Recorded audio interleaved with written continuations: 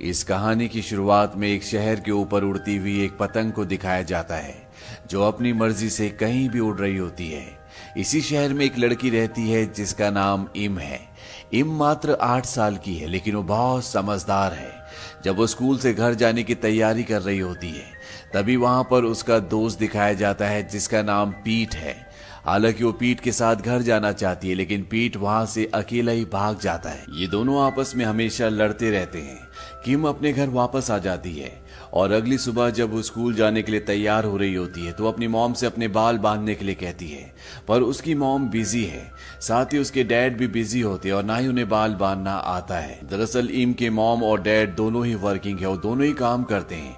हालांकि वो इम से बहुत ज्यादा प्यार करते हैं, पर वो चाहकर भी उसे बहुत ज्यादा वक्त नहीं दे पाते। अब स्कूल जाने के लिए इम तैयार हो चुकी है, लेकिन आज बहुत ज्यादा बारिश हो रही होती है। इसीलिए उसकी मॉम उसे कहती है, क्या मैं तुम्हें स्कूल छोड़ने के लिए आऊं? इम कहती, मैं 3 मिनट में भागते हुए पहुंच जाऊंगी। उसकी मॉम उसे कहती है कि तुम बड़े वाले रास्ते से जाना, वो रास्ता ज्यादा सेफ है। इम अपने स्कूल के लिए निकल जाती है। इम के जितने भी दोस्त थे वो सब भागते हुए अपने स्कूल पहुंच चुके होते हैं और इम भी स्कूल के रास्ते में होती है। तभी दूर से दिखाया जाता है कि कोई उसे देख रहा होता है और वो पतंग जो इस कहानी की शुरुआत में आसमान में आजादी से उड़ रही थी, अब वो जमीन पर पड़ी भीग रही है। वो आदमी उस पतंग को उठाता है और इम के सामने जाकर खड़ा हो जाता है। वो इम से पूछता है, क्या तुम स्कूल जा रही हो? इम कहती है कि हाँ।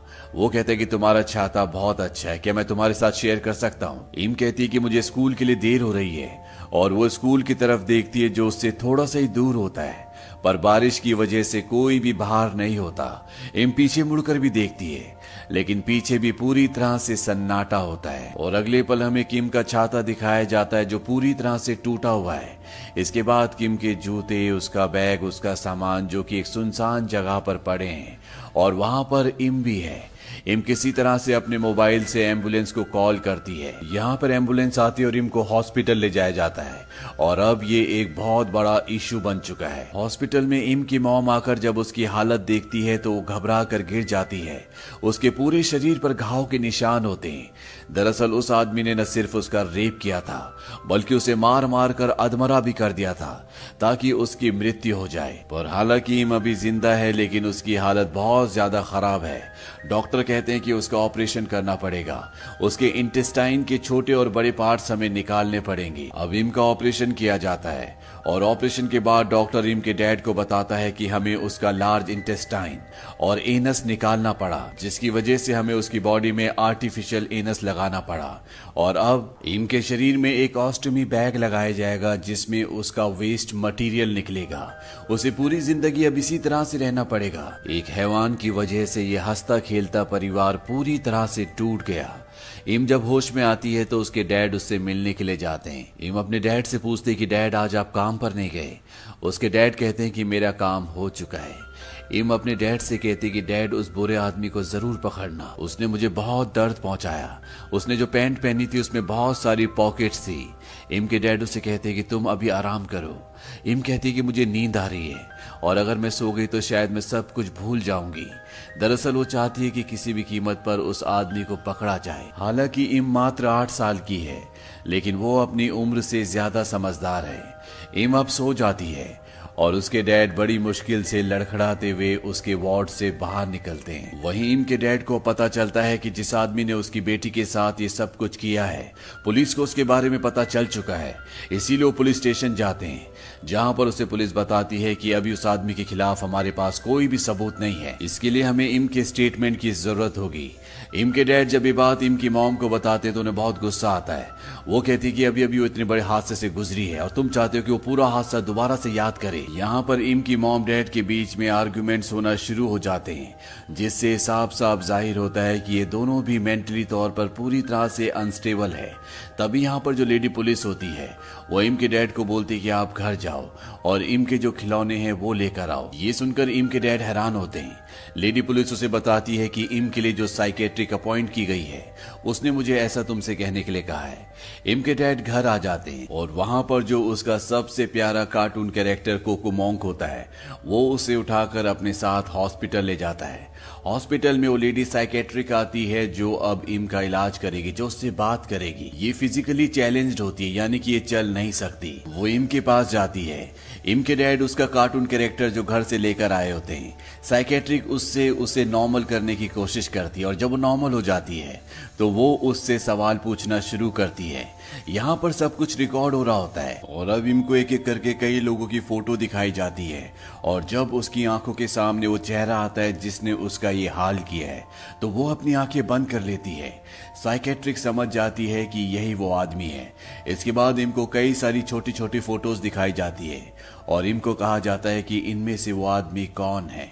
इम बड़ी मुश्किल से अपनी आंखें खोलती है और उस दरिंदे की फोटो पर उंगली लगाती है जिसने उसका ये हाल किया है। अब पुलिस के पास पूरे सबूत है, वो उसको अरेस्ट कर सकती है। साइकेट्रिक जब यहाँ से बाहर जा रही होती है तो वो इम के डैड को कहती है कि इम को फिजिकली इमोशनली दोनों तरह से हील करना होगा और ये फैमिली की मदद के बिना नहीं हो सकता। साथ ही साथ वो ये भी कहती है कि तुम्हें और तुम्हारी पत्नी को भी ट्रीटमेंट की जरूरत है। वो अपना विजिटिंग कार्ड देती है। वो कहती है कि तुम कभी भी मुझे कॉल कर सकते हो। ये सुनने के बाद इम की मॉम को गुस्सा आ जाता है। वो कहती है कि तुम हमारे दिमाग में क्या डालने की कोशिश कर रही हो और वो उसका कार्ड उसे वापस कर देती है। वहीं पुलिस अब उस रेपिस्ट को पकड़ लेती है।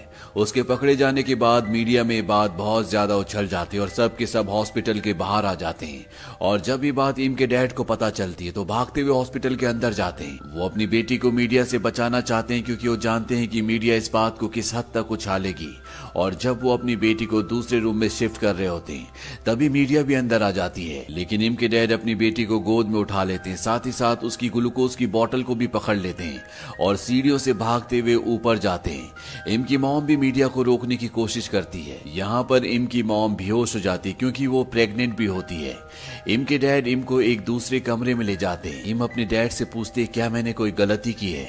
उसके डैड कहते कि नहीं, तुमने कोई गलती नहीं की। यहाँ पर इम का क्लोस्टमी बैग जिसके अंदर उसका टॉयलेट वेस्ट मटेरियल स्टोर होता है वो हिल जाता है जिस वजह से उसका टॉयलेट बेड पर गिरना शुरू हो जाता है और जब उसके डैड उसे फिक्स करने के लिए उसके कपड़े खोलना शुरू करते हैं तो उसे पोस्ट ट्रॉमेटिक स्ट्रेस डिसऑर्डर का अटैक आ जाता है। यानी कि उसे वो पल वो घटना याद आ जाती है जब उस रेपिस्ट ने उसका रेप किया था। वो पूरी तरह से रेस्टलेस हो जाती है। शुरू में उसके डैड समझ नहीं पाते पर कुछ ही पल बाद वो समझ जाते हैं कि उनकी बेटी क्या फील कर रही है। वो पीछे हट जाते हैं और इस बात से उनका दिल पूरी तरह से टूट जाता है। वो शाम को दोबारा से इम के रूम में जाते हैं और इम उन्हें देखकर अपने आप को पूरी तरह से चादर से कवर कर लेती है। वो इम को बताते हैं कि तुम्हारी मॉम की तबीयत ठीक नहीं है, इसीलिए तुमसे ज्यादा मिलने के लिए नहीं आ सकती। उन्होंने मुझे बताया था कि तुम्हें एक सिबलिंग चाहिए, बहुत जल्द तुम्हारा छोटा भाई या बहन आने वाली है। लेकिन इम अपने डैड से बिल्कुल भी बात नहीं करती और ना ही वो अपने चेहरे से चादर हटाती है।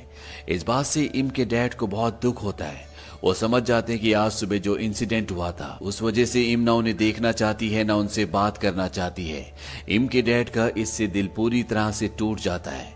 वो इम को कहते हैं कि मैं बाहर हूँ, तुम्हें अपना मुंह छुपाने की जरूरत नहीं है और वो वहां से बाहर चले जाते हैं। यहाँ पर धीरे धीरे हॉस्पिटल का बिल भी बढ़ रहा होता है और इम के डैड के पास इतने पैसे नहीं होते, इसीलिए वो अपने दोस्त को कॉल करते हैं जिसके साथ वो काम करते हैं। उसके दोस्त ने पहले भी उसकी मदद की थी और अब भी वो उसकी मदद करता है। साथ ही साथ